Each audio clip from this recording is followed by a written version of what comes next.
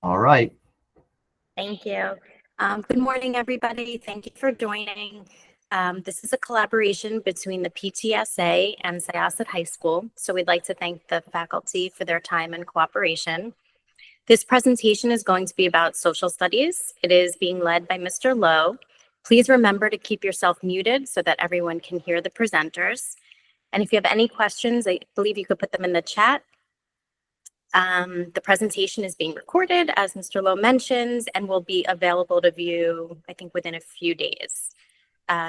Thank you so much for your time, and everybody enjoy. I'll hand it over. Thank you very much.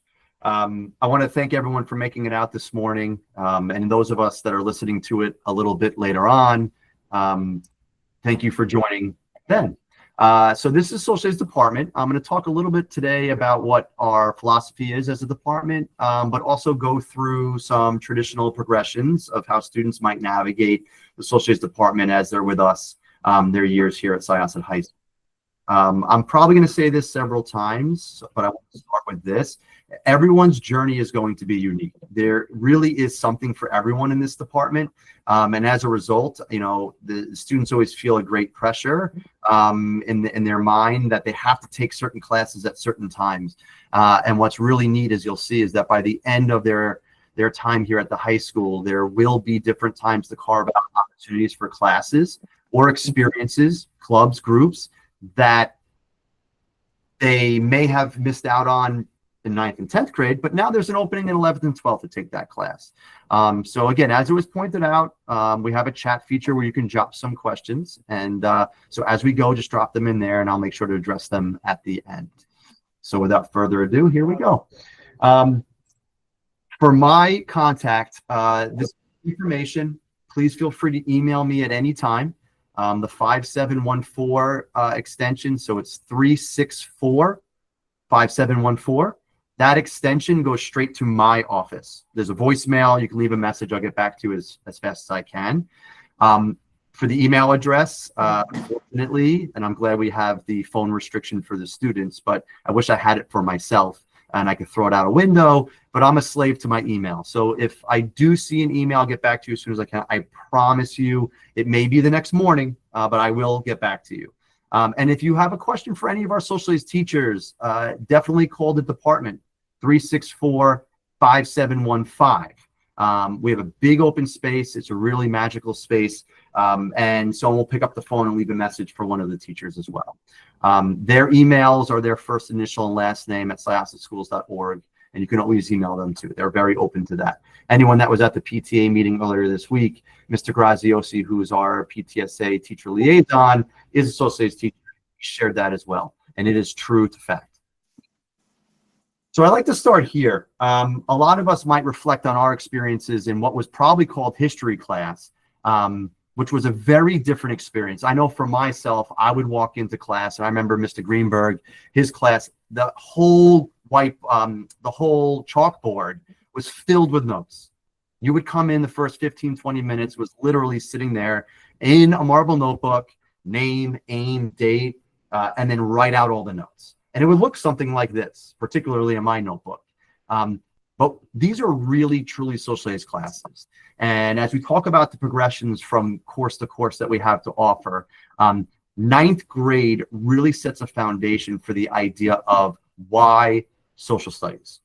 And the reason for social studies is that we're bigger than the sum of the parts of just taking notes about a chronological history. All of those elements are relevant and important for what we do today. But what's more important are what you see here, which is the dotted lines and the solid lines. It's the connectedness. It's the why, right? You can read off rote information in terms of dates, people, places, events. But if you can't make sense of why it happened, its impact on something later, and why things might happen across time and space, then we're losing an element of that. And what I found as a social studies teacher myself, that was the most exciting for me as the teacher, was hearing students ask those questions to get to the why, right? What we're essentially trying to do is equip students with the knowledge and skills to become informed. We want them to be responsible citizens, to be part of a democratic society, ask questions. We want them to think critically. We want them to have things like cultural awareness, civic engagement. And we can't necessarily do that by just teaching history. We use the history as a conduit to get to that why, to have conversations. And the hope is that they'll put themselves in a situation where they're really engaging real world understanding and opportunities. So at the end of the day, we're creating a global community, and we're starting with the community here at the high school. I'm not going to go through all of this. You can find this on the departmental website, but what you'll notice in some of these rose and red color letters is a lot of what I just said, right? And these departmental goals existed before the adoption of new frameworks and new standards that we use in social studies. So the department has really been harping on this idea of social studies and global cultural awareness before all of this. A layer on top of that, the Board of Ed has challenged us and other departments to help students become responsive and take agency over the work that they do. And a lot of what you'll hear in class is the idea of student choice and student voice, right? Students should feel that this is a safe space where they not only answer questions, but they're asking questions. What we like to do is we try to pull in some stuff as well across the country. And so whether a social studies classroom exists in one state versus another state, obviously most of what guides us is New York State. But the National Council for Social Studies has taken upon a mission for themselves to look at the 3 C's: college, career, and civic life. And as you listen today, not only the agency, not only the civic mindedness, but these ideas. Please trust me, we are not rushing through high school to just throw them into college and a career, but we want to make sure that they have that opportunity that when they do step into a college classroom, if they choose to go straight into a career or vocational space, that they have that advantage of having had these real world experiences, but more importantly, some level of professional understanding of what they're looking to do. So the nitty gritty of it is that we do have to follow some standards from New York State. Most of these have not changed in years. We're still operating under the idea that students have to have 4 years of social studies. The 4 years of social studies typically roll out where a level of global or world history in 9th grade, a global or world history in 10th grade, in 11th grade, a U.S. history, and then senior year, it's a half credit, where they experience an economics class and government. There is a tremendous level of flexibility for students to pursue some sort of passion in the world of humanities and social studies when they get to senior year. So when we get to that transition page or progression page, you'll notice that there's a lot more options. And that's where we'll see some of the doubling back for students that maybe weren't able to take a class in 10th grade that can now take it in 12th grade. And in some instances, where it would have been an elective, it might fulfill, let's say, a government credit or an economics credit. Because at the end of the day, when they get to college, they'll have certain requirements, but they will have a tremendous level of flexibility to get those classes as well. In addition to that, going back to about 2021, 2022, New York State rolled out the Seal of Civic Readiness.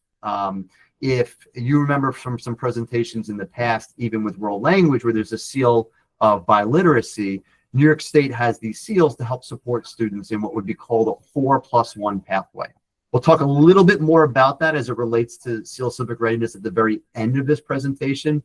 But while we're talking about New York State, the goal is to recognize that students often find a passion early on, or they may not realize that they are naturally taking certain classes, and our guidance department is really amazing.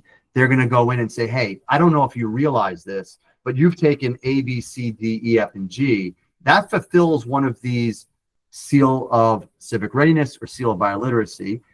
In the departments, in our case, social studies, we're actually embedding some work. So naturally, equity across the board, students have the opportunity, if they apply and if they pursue the submission of artifacts and work, they can too achieve the Seal of Civic Readiness. So we'll talk more about that.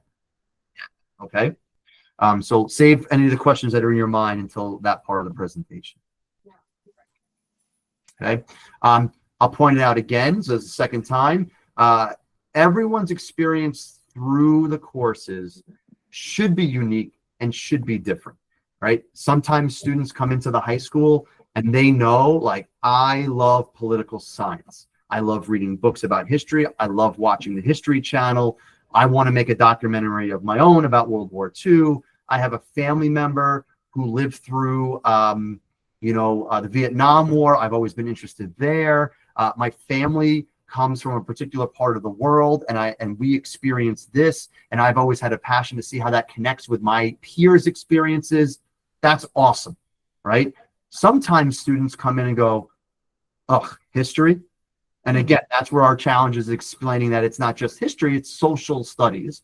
And so their ramp on might be a little bit longer of a ramp, and that's okay too. They'll have the same opportunities by the end.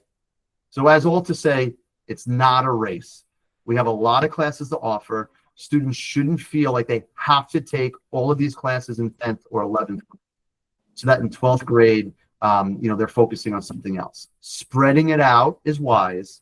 And a little pitch for all of my colleagues in the other departments: every department has really amazing courses to offer. And I would hate for a student to feel like they're taking all these social studies classes and missing out on something that ultimately might be what they're destined for. Okay, so I know they'll say the same for me, or at least I hope so, but I'm sure they will. And so when we take a look at something like this, it's a lot, but you'll notice there aren't lines. It's not saying, this naturally goes to that, which naturally goes to that. We see a lot of ors.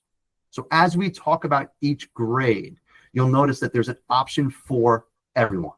And then from that option, and supported by guidance recommendation, teacher recommendation, conversations with the students and their parents and guardians, conversations with the teacher if you want to email or call as we set up for the next year, we'll find the next or for them as they move through the progression map. Okay, you'll notice that, and this is available again on the departmental website. So if you want to access that in 11th and 12th grade, we open up to some more electives. Again, New York State kind of giving some guidelines on what we offer. They limit the opportunities that students have in 9th and 10th for what we would call a social studies elective. But by 11th and 12th grade, students start to really hone in on those passions and those interests. They might want to pull in some more social studies classes, and that's what we have to offer. So let's start in 9th grade. When students enter 9th grade, what we try to do is try to make that transition as smooth as possible. I can tell you that over the course of the last 2 years, teachers in this department have been meeting with 7th and 8th grade teachers about both HBT and Southwoods to discuss the experiences that students are having there. Okay, the purpose of that actually led to last year. Southwoods and HBT teachers came to the high school. They sat in on 9th grade classes so they can get a feel of the flow of what goes on. And what I will tell you, as great as that was, what was most meaningful for everyone involved was the anecdotes that some of the teachers shared about, like, oh my God, I saw student A, who was my student in 7th or 8th grade. I'm so happy to see them flourishing here. And it was in the spring, just so you know the timeline of the year that it took place. In addition, they said, wow, I didn't really recommend as many students for this class. And because they did go to some 10th grade classes, just so you know. And sometimes students do have such a great relationship with their 8th grade teachers. They say, I'm planning on taking this in 9th grade. And then in 10th grade, I'm going to take this. This was an opportunity for them to realize, like, okay, so when I'm teaching this in 8th grade, it kind of connects to a human geography class. And I kind of throw that out there so that students' minds can marinate in it as they're sitting in 9th grade. What will happen this year is we'll continue that relationship where teachers are going to go back to those middle schools, which they did take advantage of last year, and see what goes on in a 7th and 8th grade classroom so that they have a better understand how to communicate. We do this in 9th grade. What is the language being used in 7th and 8th? So we could say, well, we're going to break this down in happy, which is what we use to kind of write an essay and annotate a document. You'll remember in 7th and 8th grade, you used this word, and this is how it connects. So we want this to be a symbiotic relationship. It has also led to teachers emailing me saying, hey, Matt, Is there any way that you can send over to me the curriculum from this class? We'd love to see it because we have a project idea and we're working with Miss Tam or Mr. Harrigan, and we want to be able to do this. I know there was a summer writing curriculum that took place through the middle schools in working on some sort of middle school capital project that might take place this year or next year towards the seal of civic readiness. Again, all by middle school teachers by the we've established high school to the middle school. So when we talk about ninth grade, please know that when it comes time for students to select classes at the middle school, there is a good insight by those teachers there to be able to communicate to the students and families what classes look like here. There's a class for everyone. So our Global 9E class is a class that's going to not only hone in on social studies skills, 9 through 12, but also prepare students for a Regents exam that they're going to take at the end of 10th grade. So irregardless of a student coming from a different district, if you're in a 9th grade social studies class, the Regents exam takes place for all 10th graders in New York State. So they're working on skills in 9th grade so that in 10th grade, if they continue on that global 10E, 10R pathway, if they go into AP World 2, AP Euro, AP Human Geography, they're going to all be taking the same Regents exam. And that Regents exam has the same skills, sometimes at a more foundational level, as those AP exams as well. So students will always be prepared for the exam that they take in 10th grade. Okay. Global 9E also affords students opportunities to better get to know themselves in the social studies classroom. So when we talk about two types of students, the students who have a passion for social studies, the students who are there because they were told they have to be there, they can now end up on this level footing. We also offer AP World 1, which in many districts is referred to as pre-AP. Similar to Global 9 to Global 10, the AP World curriculum is divided into 2 years worth of curriculum because history is a really long time. We also know that students would benefit from that transition of learning skills over the course of 2 years. In AP World 1, you're going to focus on chronologically history that goes from earliest of history, which typically starts around the migration of humans across the world. We call that the peopling of the globe, all the way up till about 1250, 1350. In 10th grade, if they continue to AP World 2, they would pick up where they left off chronologically, continue to hone and expand the skills. Okay, and we'll have an opportunity to take a look at some things, that will show some examples of that as well. The best way I would describe those two classes, if we're looking at it from a comparison point, Global 9E gives the freedom to the teacher and the students to speed up and slow down as much as they need to. Students can go backwards, they can move forwards. There's a lot more time for group work. We've actually carved out more time in AP World 1 for that as well in terms of projects. We'll talk more about SEAL Civic Readiness, but that's embedded there too. When we talk about an AP World 1-year course, and there's a reason why from year to year we only have one section or 2 sections of that course. Global 9E is going to be a marathon. Okay, when you train for a marathon, you knowing yourself as a runner can take the amount of time you need to get to the point that you need to. You're not just going to go out on day 1 and go run 26 plus miles, right? It probably won't bode well, even if you were a marathon runner 20 years ago. AP World 1 is going to move a little bit faster, but there's still that prep time that gets you where you need to go. A 1-year course like AP World 1 year is a sprint, but there's still 23 miles. So there's a lot of responsibility on students to be very, very strong advocates for their learning because they're going to be asking a lot of questions. They're going to be coming to extra help. They're going to be reflecting on any sort of rubric notes, notes on essays, conversational notes, whether through a Socratic seminar, that they can then take with them to pick up that work. In an AP World 1 and a Global 9E, there's a little bit more room for there to be that growth. In World 1, students have to know that they're ready to do a substantial amount of work.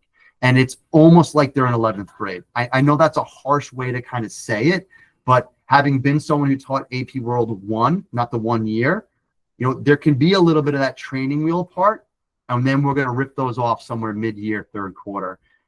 In the 1-year course, you have to hit the ground running. It's a very different type of course, even though the content and the skills are the same. Okay. You'll notice on the bottom of this page that there's a workshop class. That workshop class is going to be something that's recommended by a classroom teacher. Typically in the 8th grade articulation from 8th to 9th grade, and this conversation will happen between guidance counselors or guidance counselor to family, is a recommendation that, listen, we're concerned that maybe there are some skill sets that would be supported best in this workshop class that will help a student toward their ultimate goal of being as successful as they can be on a Regents, but more importantly, in the social studies classroom. I will tell you, it is a class that is, you go in and out, meaning if it's recommended and a student is in the workshop, it does not necessarily mean that they're going to be stuck in there all year long. For most students, it's a space where, as we get to 10th and 11th grade, maybe they failed a Regents exam or they're struggling in the 9th grade content, and we want to make sure that they'll be successful in 10th grade. Once we notice that that is happening, you could reopen that space. All right. It is one period that exists. And it is a space where students are going to have a teacher that is well-versed in all of the courses. But again, that's a conversation to have with your guidance counselor and your child's or student's social studies teacher. Sorry, hold on a second. So just to give you a little bit of, oh, there we go. Just to take a look at two different things, because sometimes I'm a visual learner and I know this sometimes helps. The Regents exam you'll see on the left side of the page. The Regents exam changed several years ago. We call it the new framework. It reflects the AP exam that every question has a stimulus-based question. It's not just, in this year, what happened? What was the direct result of this event? Rather, you will get a stimulus, a map, a cartoon, a photograph, a poem, an excerpt from a historical document or a speech, and then the students are going to have to answer a social studies based question based on that document. Sometimes it'll be as straightforward as according to the document, and other times it'll reflect the time period where students have to make that connection. They have to answer that why. Based on what you see in the document from Simón Bolívar, what happened in events following this speech, this document. And so students need to make connection across time and space. Which other historical figure would most likely agree with the points noted in this speech by Simón Bolívar? Those are the types of questions that the Regents exam. Now, there are a lot of clues in the document. There's a lot that will be discussed and the documents used in class. A lot of times students will go, oh my God, we use that document in class, right? It's not a mystery what the state may use, but we also do a tremendous amount of document annotation, teaching them test-taking strategy, and really having them find what works best for them for those documents, both in the Global 90 and either one of those AP World classes in 9th grade. What you'll see next to it in an AP class is a very similar situation, stimulus-based, just a little bit more complex. The vocabulary that is used in the document is a little bit more complex. You may not have a word in brackets to give them a context clue. The actual source might be shorter, maybe an anonymous, and the responses and choices that you have from are much more complex as well. So in this one, it's giving you a big open-ended time period, and you have to have a better understanding of things that happened in that time period. But they're similar, right? So they're going to have those same skill sets regardless of which course. It's just the complexity that will change. This is just another example. Later in the exam now, the Regents exam, students will be given 2 documents, and they have to answer in short response a larger question. These are where those social studies skills come in very important. Historical context, cause and effect, right? Continuity and change. What stayed the same? What's changing? Why? So you'll see in the prompt number 31 that they're being asked to identify and explain the cause and effect based on these two documents. The other set will ask them to look at other elements. So when we talk about studies focusing on the idea of cultural awareness and global citizenship, it's because they may ask us, look at this document, who is the audience? What is the purpose? What's the bias? What's the point of view? How does this affect the document? More importantly, how reliable is this document? And that's going to happen in Global 9E. That's going to happen in AP World as well. So the state has migrated towards those global skills, no pun intended, that we see across AP and global studies. Okay. In order to set a foundation that's equitable for all of our students, in order to welcome our students into the building, being a class, a course, and a department that every single student here at Syosset High School has to take. With the support of Dr. Durante and Central Office, we were able to get together a core group of teachers that teach 9th grade, from general studies to Global 9E to AP World 1 to the 1 year, to sit together and develop a 9th grade essential boot camp of how to create community in the classroom and how to create community in the hallways. So I could spend days on this, and if I brought in one of those teachers right now, they would gush about it. But that's a story for another day. But what I did want to leave you with here is just a scope and sequence of the first 7 days of school, that assuming that your student or child was here for all 7 days, they would have went through every single one of these lessons. The best part, and the thing I'm most proud about in this work and what the students have done these 7 days, is that now they have something they can fall back on throughout the year. And it does not matter if they started out in AP World 1 year and now decide, you know what, I want to slow it down just a little bit and go to AP World 1.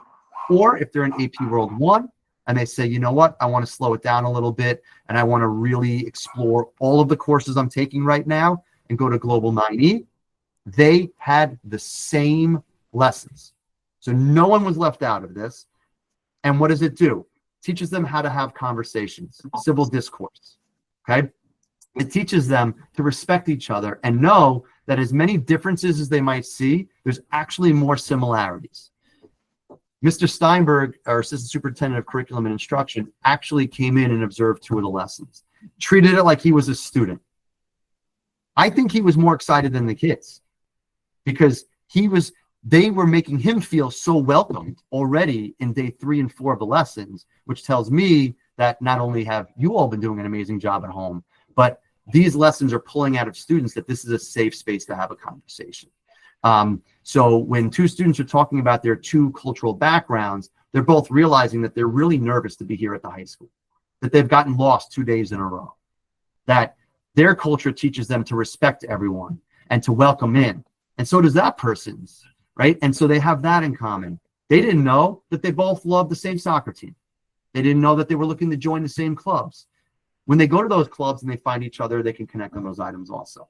At the very end of all of this, like I said before, when students are now in a lesson that is a really tough conversation, it's a little uncomfortable, they know that everyone in that classroom has their back because they've been all put through this piece. And we, as the adults in that space, can also hold the students accountable to, hey, remember when we had this conversation about how to have civil discourse, how to have a Socratic seminar, we all agreed to do these things. Let's just take a step back. Let's readdress that. Great. Let's move forward. So it is the first year. We're having debrief meetings about what can make it even better if we want to expand it longer. But, you know, at the end of the day, it was a really great opportunity, at least for me too, to see students getting to meet their teacher, getting to meet their peers. We sent them on a scavenger hunt. I don't know if they talked about that at home, where they were able to meet everyone in our community, from the security guards to the office staff. And this is every office. You know, the security guards came up and said, wow, thanks. this is exactly what we wanted, students to feel comfortable to come to us. And that's part of the conversations that we wanted to have with the students. And then I got to meet all of them too. They came to my office. I was going to meet as well. So they knew that now they have adults all throughout the building that they could go to if they're in need. And if their schedule changes and they lost again in the building, they have some spaces they can stop to. It's a big building. All right, 10th grade. So by 10th grade, you'll see that the options open up a little bit more. And I would say the biggest question that I get is, if my child or student makes this particular change, is that going to affect them moving forward because they, in their view, made a shift, or are they boxing themselves out of something else? And I will say no, absolutely not. Any one of these 4 courses that the student might take in 10th grade, or any other course offered through another department that reflects the social studies requirement. So if a student is in one of our special ed classrooms or ENL classrooms getting the same content, they are not boxed out of any courses that they're going to move forward to moving forward, relative to those conversations, and recognizing that sometimes they're going to have to take on a little bit extra work to connect to those classes. But Global 10R is a transition from Global 9E. That's what's going to wrap up the Regents course as New York State presents it. They take that Regents exam in June of 10th grade that year. If a student was in Global 9E, teacher makes a recommendation and they can decide they're going to go to AP World 2. That can happen, right? AP Euro can happen. AP Human Geography can happen, and happens a lot. But I want to note, that is and has to be a conversation with the classroom teacher, because there are certain writing skills, conversational skills, and opportunities that would not have presented themselves in Global 9E. And so we don't want anyone to be walking into a space thinking, I got this, and then be surprised by something. All right, but we have had, it's not as frequent, but we've had students be able to do that. It has to be a conversation. And I'm very happy to be part of that conversation as well. Again, guidance, wealth of knowledge. So really have that conversation with the guidance counselor. They know the courses. We're on like speed dial, the bat phone. They'll reach out to me and we'll have that conversation too. Okay. AP World 2 is a continuation. And just to point out, the AP exam that they take in May really only reflects 10th grade content, but all of the skills that they learned in 9th grade. There's a little bit in the 4th quarter of 9th grade, if they took AP World 1, that will show up on the exam. I don't know why. College Board feels like everything that happened before 1200 is not as significant, or they don't want to beat the kids up too much in terms of that content, and they want to really focus on the skills. But we've seen a really nice transition, and a few of our 9th grade teachers actually teach the AP World 2 course as well. So there's a lot of communication, like our 8th grade teachers to our 9th, that now we've put in place over the course of the last 2 years to have that conversation between the 9th to the 10th. They take both the AP exam and the Regents exam. AP in May, Regents in June. After that AP exam, they are very ready for the Regents exam. Trust me. All right. You saw a little bit of how those documents look slightly different. So there is a kind of a step down in that level when you're going from looking at an AP exam question versus a Regents exam question. In AP Euro, I often promoted, and Ms. Chipetine, who's been teaching that class for many years, she's the only one teaching it right now, will tell you, having a passion for history, in particular European history, will go a long way. And sometimes students say, oh, I heard it's the hard one.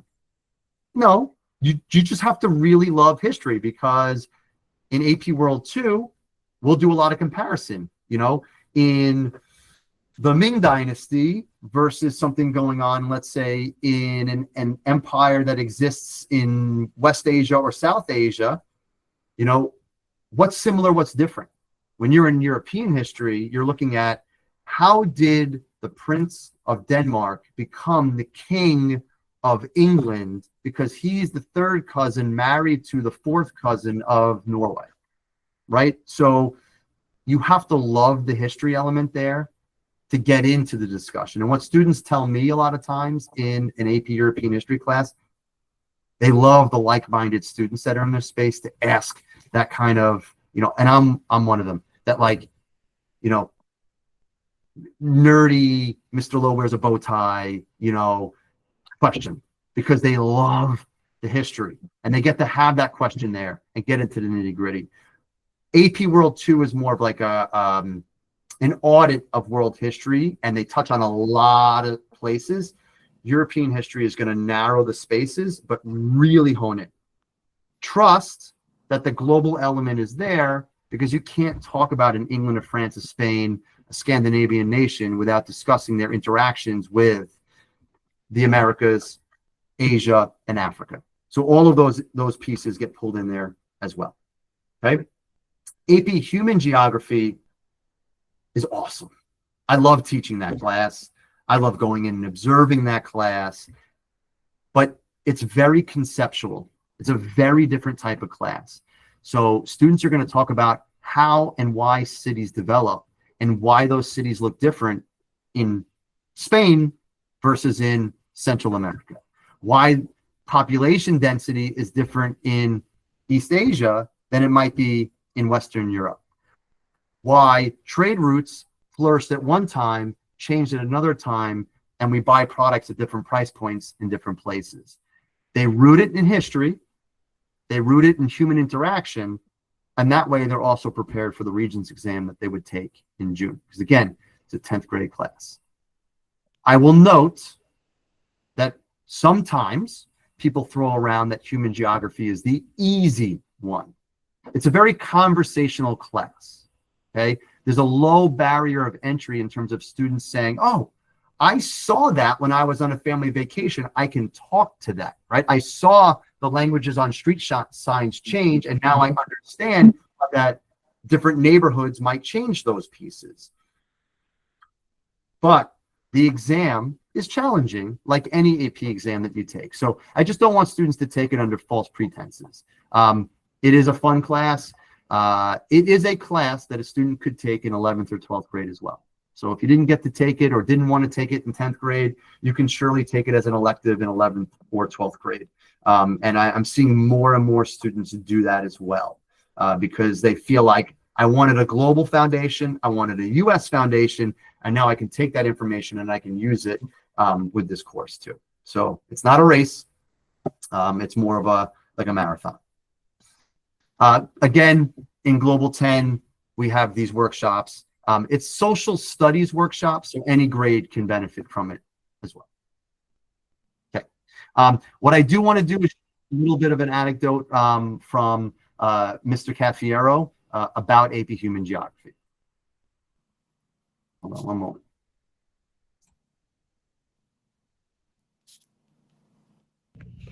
Hi, and good morning. My name is Rich Caffiero, and on behalf of Laura Wanger, I'd like to present to you some of the topics and ideas that help describe our AP Human Geography class. Many students come to AP Human Geography from our 9E program, and the students who succeed the most in AP Human Geography are students that are able to think conceptually and think like geographers. There's not a lot of history in AP Human Geography, so sometimes the tenor and the tone of the class is different from what they've experienced in the past. For example, some of the questions that we get to study in the class, which I find very interesting, are how do borders form around the world? What makes people migrate around the world, and where are they going? What type of farming takes place around the world? What are some benefits and some drawbacks of urban growth or cities around the world? So as you can see, some of those topics help explain patterns that exist around the world, so very important, but many of those topics and class discussions are not history forward. So cause and effect and memorization matter just a little bit less, as opposed to recognizing pattern, looking at time and place and location, such as a geographer would. At the end of the year, students have to take the AP exam. It's 2 hours and 15 minutes long with 60 multiple choice questions and 3 written free response questions, as well as have to take the global history and geography regions, which we prepare for over the course of the year because some of the material does overlap. But after the AP Human Geography exam, we review for the regions, the Global 10 regions. Okay. So obviously, I'm happy to answer questions at the end, but Mr. Caffiero is open, email, call, if you're thinking about that might be a course for your student or child next year. or at any point, right? 11th to 12th grade. Okay, 11th grade is where we find students doing one of two things. They're either hitting their groove and they kind of feel where they're most comfortable in a socialized classroom, but also for a lot of our students, it's an opportunity for them to say, you know what, I'm ready to take on the next challenge. So we have three options for U.S. history. We have U.S. History 11R, again, a natural transition from Global 9E, Global 10R to U.S. 11R. It's a representative of not only the global regents, but a continuation of the conversations that we have, but through a U.S. lens. Some students have been jonesing for this because they loved U.S. history in 7th and 8th grade, and this is, again, an opportunity for them to take the course. Being mindful of the fact that they don't have 2 years to take U.S. history, they're taking it in 1.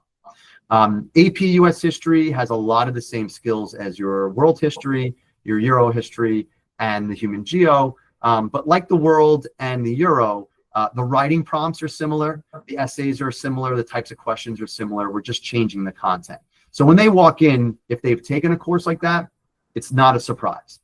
They're just going to find themselves moving just a little bit faster because there's just so much information to cram into that 1 year. And we don't want to leave out any locations, places, events, and topics that students love discussing. So we want to make sure that we afford them those opportunities. What's a little bit different in 11th grade for the social studies department is the offering of SUPA. And if you haven't heard of SUPA before, stands for Syracuse University Project Advanced. Like LIU Post or Adelphi and many other colleges on the island that we partner for our college level courses, we have Syracuse University that offers some courses that our teachers get trained in teaching across departments. And for social studies, we have a few of those courses as well. Mr. Acuto is someone who teaches that class. And so rather than I talk about it, I'm going to virtually bring Mr. Acuto in as well for a moment. Hold on one moment.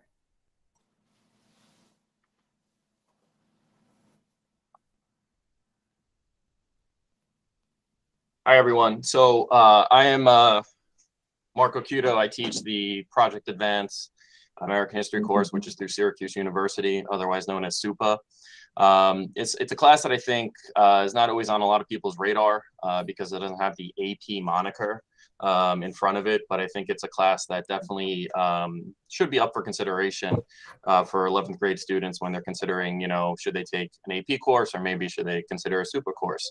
So I'm just going to quickly touch on the major differences between the two, so that they can make a more informed decision.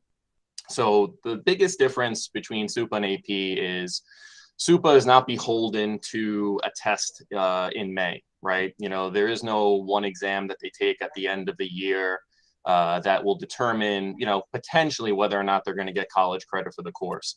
It's structured very much like a typical college course. We follow a curriculum very close to that is taught at Syracuse University, right? We work very closely with the professors at Syracuse in structuring that curriculum. And we go, from the beginning of the year all the way to the end of the year. Our last day is the typical last day of school right before we do finals and Regents exams. So that's nice because it gives us a larger window of time to cover the same amount of history. Whereas an AP course is covering everything from September to May, we have that kind of extra few weeks to kind of cover content, which is nice because the pace can be a little bit slower.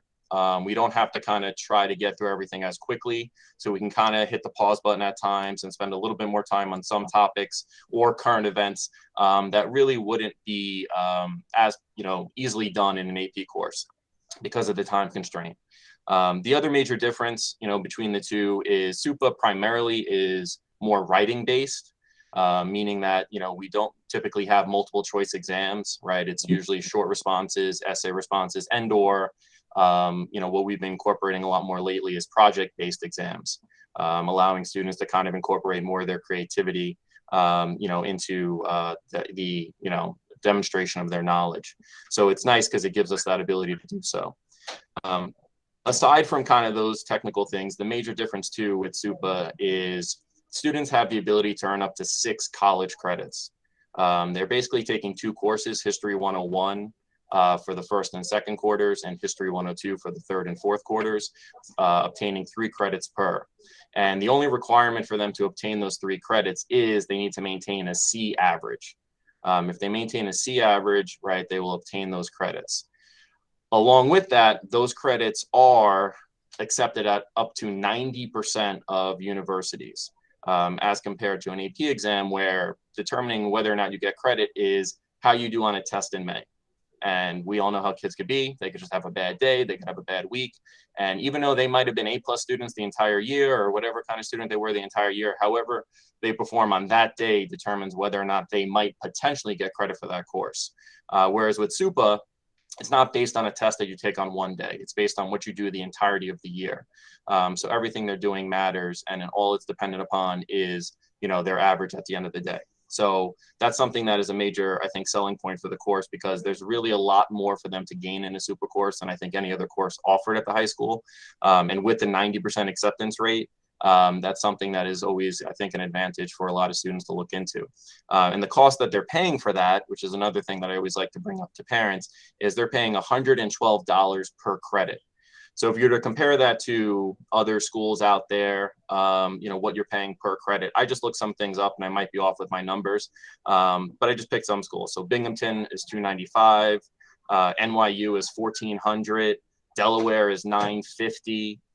So you can kind of see that you're getting really great value for what you're paying. In total, you'll be paying $672 for 6 credits, which is a fraction of what you would pay if you were to take this same class at Syracuse or at Delaware or at Binghamton. And Syracuse does a really good job at making sure the students do obtain that credit. So if there is any institution that is, saying, no, we're not going to accept the class, Syracuse will go to battle for you, and they'll actually contact the school, and the professor at Syracuse will contact the school and the registrar's office and do everything they can to make sure that your son or daughter, receives credit for the course. So that's, it in a nutshell. If there's any other questions that you might have pertaining to it, your child can always reach out to me, or you can always reach out to me.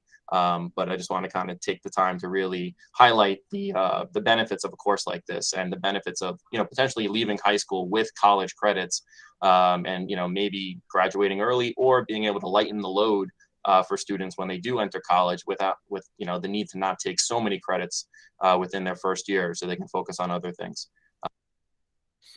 I will just add that Mr. Keto teaches both AP US and SUPA. So, he's not being paid by Syracuse to say that, and he actually supports students in both courses. So again, great conversation with the teacher from 10th grade, great conversation with guidance department to see what might be the best option moving into 11th grade. Go back here. And so again, we offer the opportunity for a workshop to support. And students will then transition through the progression map to, hold on. Sorry, door was locked. To 12th grade. In 12th grade, we have a tremendous amount of opportunity for students. And one of the greatest part is that because of that, there's an opportunity to leverage what type of economics classes a student might want to take, and what type of courses that reflect on what the state would call a government requirement. So I'm very fortunate to have Ms. Lamond with me physically right now. So I'm going to step aside. I'm going to have her take a seat, and she'll talk a little about SUPA sociology, which is, hold on one moment, right here. Okay. Oh, no problem. Hi, everybody. I'm Jennifer Lamond, and somebody wants to join, and I'll let them in. No, you don't have to. Oh, okay. Yeah. I'm just doing it so I could see my notes, so I can make sure I'm looking.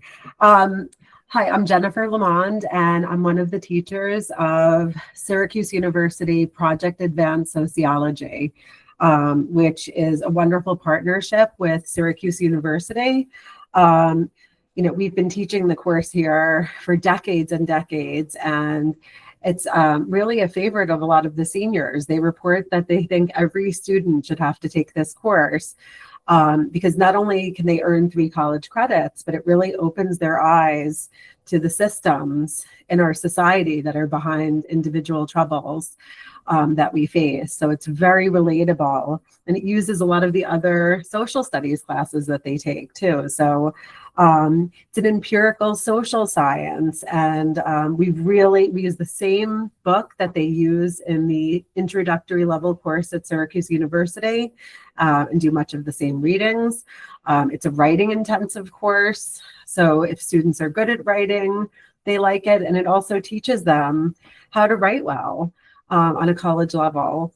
It's a discussion-based course. I actually have my students sit in the circle when we have our discussions, and we really reach deep levels of thinking and understanding.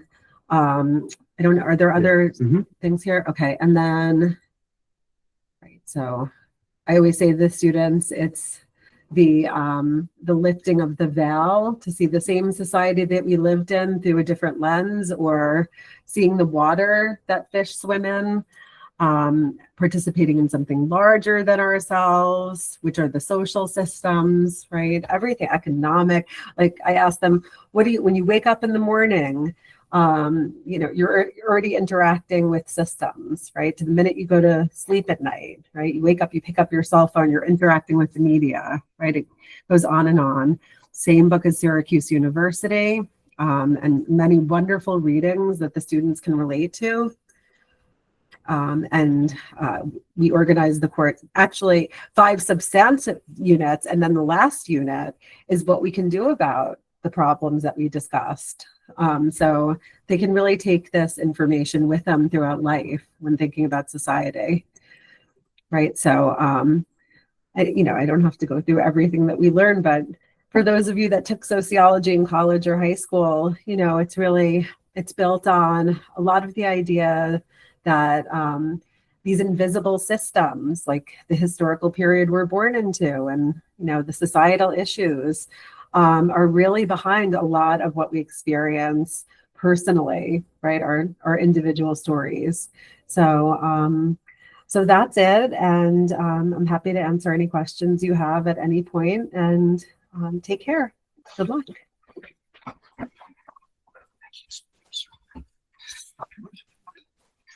So similar to what we saw with SUPA US, this is another opportunity for students to engage at what would have a low-risk college experience to get a little bit of a taste. And what you'll notice, we take a look at the different courses that we offer in 12th grade, a lot of them sound like that, right? The idea of taking a course that piques your interest. So they have amazing conversations in that classroom. And hopefully what you've noted along the way when we go from 9th grade to 12th grade is we're trying to open up students to new experiences, particularly is learning who they are as a student, okay? And that's transferable to anything that they do in the future, because we are lifelong students. And so they should have opportunities to be in different types of classes. If you go into a traditional classroom, some days you might see classes in a row, sometimes they're in a group. I mentioned a Socratic seminar in a circle. A SUPA sociology class tends to be a lot like that. Literally, the teacher is sitting with the students as a student in that discussion. And you'll find that across a lot of these other courses that we have to offer. And I think a nice class to offset that with would be something like government and society in the 60s and 70s. It's so niche, right? It's so specific that students are like, oh my God, I love that time period. Finally a class for me, because I'm not so interested in criminal justice, but they're going to get a very similar experience. And a class like criminal justice, we also know that they're second semester seniors at that point. And so, they're not looking to maybe do the same things they did in class. We bring in a tremendous amount of guest speakers that can talk about the profession of criminal justice, that it's not just police officers, judges, and the FBI, but there are people that work within other fields that are operating within that. And we are really able to connect with our community in bringing in those guest speakers in a place like criminal justice as well. Some students might want to go to law school or say, hey, let me try a class to see if I actually want to go to law school. We have constitutional law, right? Most students would find themselves in a US Gov class because that's a more traditional type of government class. Criminal justice is a little bit more of a traditional government class. but we have a tremendous amount of opportunities. In the same vein as super sociology would be something like women's studies, circular conversation, looking at the world, things that are impacting us. But again, students should find themselves in the classes that they're taking. And so we want to give them this breadth of option. Remember that there are two things that they have to accomplish senior year. One half credit in government, where you see we have options, and one half credit in economics. So from the lens of economics, we have more of your traditional economics classes, AP Micro, AP Macro. If someone's looking to go into the business world, they're more likely to venture into a micro class. If they're really holistically into this idea of global citizenship and what's impacting the decisions we're making here at a local and national level, macroeconomics will give you some insight into that and how, world economies are impacting one another. Very timely conversations and lessons. Always to pique students' interest to get involved and ask questions. We have some classes that are full year classes that will fulfill both requirements. And one of those classes is contemporary issues in Asia and America. It is also developed through the lens of the style of a college class, but it is a high school class, okay? So the way they have a conversation, the types of articles they read, and I think the one voice we haven't heard from yet is the voice of students. So we asked some of our former students to provide us with a little bit of background and their experiences in the class. So, let's give them the floor. In contemporary issues in Asia and America, we discuss many topics ranging from climate change to abortion access in Asia. And while these topics are very interesting and informational, the individuals that we focus on and talk about is what sticks with me. Seeing Maria Ressa, a rather small Filipino-American woman just like me, challenging the government and becoming an agent and beacon for change in the Philippines and even the world is so inspiring. She's just one example that we have talked about, what I've learned from advocates like Maria Ressa and the open discussions that we have in class is that it only takes one person to create a cascade of change and understanding. While the name of the course suggests that the class focuses on only Asia and America, the lessons learned from the class can be applied anywhere in the world. Taking this class has broadened my perspective on the world while also connecting me to issues in my own community. Learning about the struggles and obstacles that others have and still endure has allowed me to deeply understand human connection and truth that is essential in today's society. Contemporary issues in Asia and America has been one of my favorite classes that I've taken all throughout high school. One of the most pressing topics we've learned about this year that also happens to be one of my favorite was climate change. And I like the fact that I got to learn about other struggling countries that I didn't necessarily hear much about in news that I might be reading over or looking at on my own time. And I found it really interesting to see that there were so many people struggling in such harsh ways that I would have never thought of beforehand. And coming into the class originally, I didn't know what to expect. And for the first couple of days, I kind of felt like a minority, sort of, since there were a majority Asian in the class and I didn't really know what to expect. But Miss Bay really made it clear and helpful to the fact that I was going to be able to thrive and that it was going to be an open Socratic seminar-like class where everyone was going to be able to converse and share their opinions openly and just be able to share their opinion without being judged and have civil discourse, which I really found appealing about the course. This class has been very different than most history classes that I've taken. We've touched upon various topics on social issues and current events, and I would highly recommend this course because I think that American school system is just, it studies too deeply into what is going on in America itself that we leave out what happens outside our borders. I think that Asia is so rich in culture, history, and diversity that it shouldn't be left out of our education. It's important for us to be aware of what is going on internationally so that we can address some of these issues. For example, Myanmar is a country that's often left out when talking about Asian countries. And I was very touched as a Burmese American for our class to talk about the issues when no other history class has. I would definitely encourage people to take this class because it broadens your understanding of Asian culture and politics while making it amusing and enjoyable. It connects you to a diverse population of Asian Americans and Asian people to create a more diverse society. Hi, I'm Sayla, and I'm taking Contemporary Issues in Asia and America, and this is why I think you should consider taking the course. It's a really small group, and you're able to have some really good conversations and learn a lot from each other about what's going on in terms of human rights issues in Asia, and even issues in the U.S. dealing with human rights and women's rights, Asian American issues, LGBTQ issues. And for me this year, the most meaningful topic I got to talk about was actually what was going on in Iran with women's rights. We did like a poster board on it. I was able to learn a lot more on it because of all the research I did.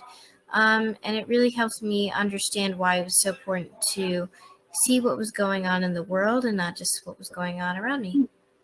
Hello everyone, my name is Maggie Yu and I was a student in the class titled Contemporary Issues in Asian America.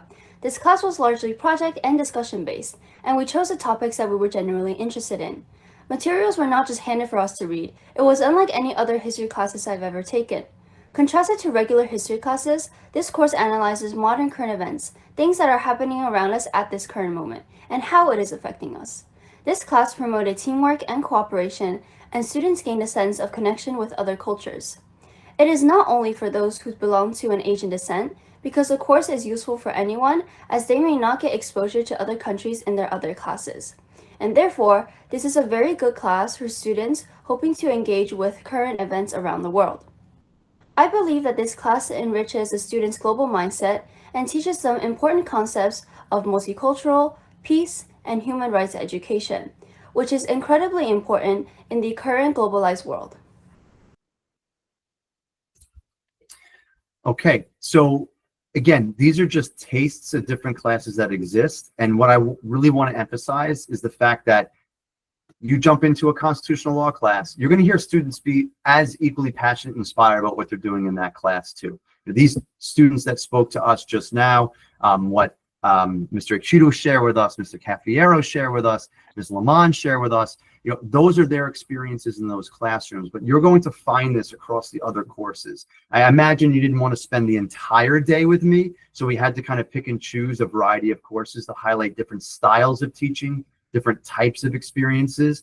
But the one thing that we have become extremely mindful of the last few years is the fact that we don't want a student to feel like they took a class and then they missed out on an opportunity.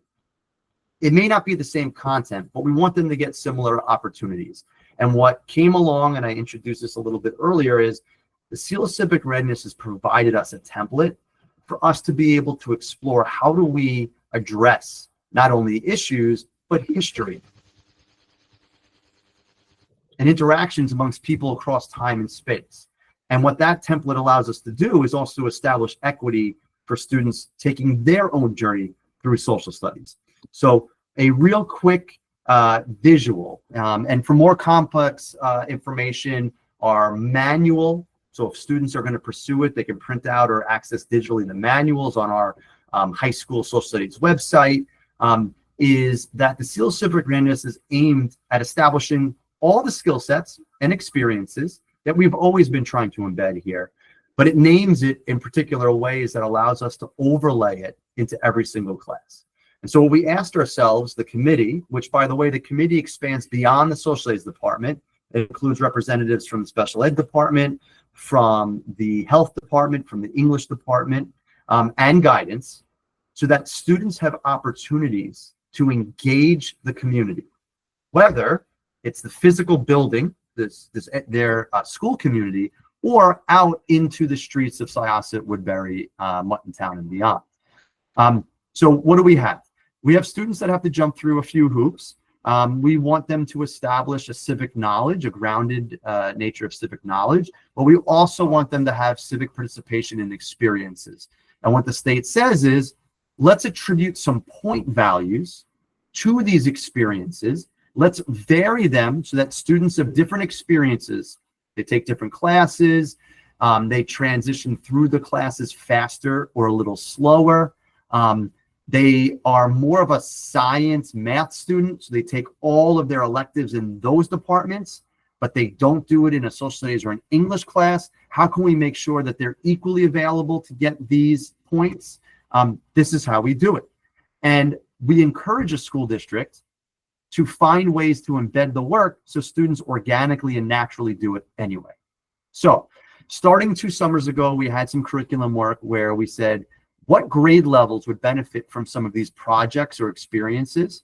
And then how do we build on that to get to all the awesome experiences they have in 12th grade, right? So everything you heard about in Super Soc or Contemporary Issues in Asia and America, how do we create those opportunities in 9th and 10th grade, even 11th, in case they never take those classes as well? So every student is naturally going to transition through 4 credits of social studies, or have opportunities to do so. Students have to take and traditionally take both Regents exams, the global Regents and the US Regents.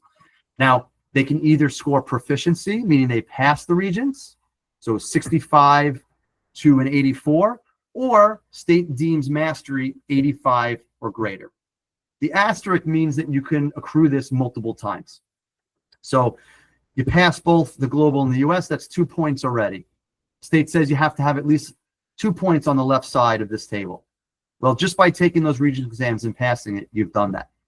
But Mr. Lowe, my child's not really great at taking exams, or, we moved to the state, and because they took the global, they didn't take the global, but they took the US, they took some other regions, they don't have those points. That's fine. They're going to take other classes that can fit that, and we're going to build in 9th grade, every student does a research project. So if you missed out on something because you moved to New York State or you moved to Syosset in 11th or 12th grade, we have ways to get points on different sides. If you were here in 9th grade and you struggle through some of these point values moving forward, well, let's embed something that's soft, that's easy to attain. That research project can take place in a group. It could be individually. And the teachers walk them through not only the project, but how to do the research process as a whole. And we bring in our awesome LMSs, our library media specialists, to support that.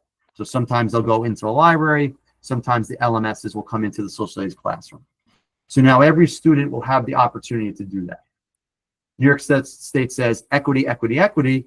What if a student didn't live in, didn't go to Syosset High School when they were in 9th grade? Great.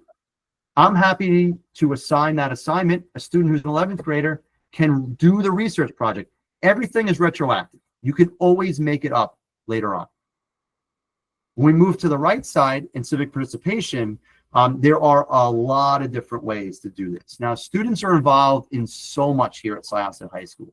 There are so many ways to accrue these points. And I'm not going to go through them individually. That's a conversation that will take place authentically in their classrooms through announcements, emails, mailings, postings, a lot of conversations at the end of 11th grade and the beginning of 12th grade. It'll be happening in the next few weeks. But it is only something that students can apply for in 12th grade. And I'll say it one more time. Everything is retroactive. You can totally bring in things that maybe weren't so standard before that can be applied later on. We will have in 11th grade, students have a civics project that they do. It's 1.5 points. As I mentioned earlier in our conversation, they're working on in the middle schools at some point to maybe have a middle school capstone project. You can see that exists on the right side as well to accrue points. And similarly, you have to have at least 2 points on the right side. We do not formally have a high school capstone project, but if your student or child is currently working on some sort of project, it could be a Gold Star project or an Eagle Scout project. It could be that they have been working for years with a religious institution to build out programs and an advocate for a particular in-need community. All they need to do is come talk to me, and we can find a way to put that together for them to be able to present to our committee to accrue those 4 points. So even if we don't formally offer something, every one of these opportunities are available. It's just a conversation with me or the committee to find out ways to apply them.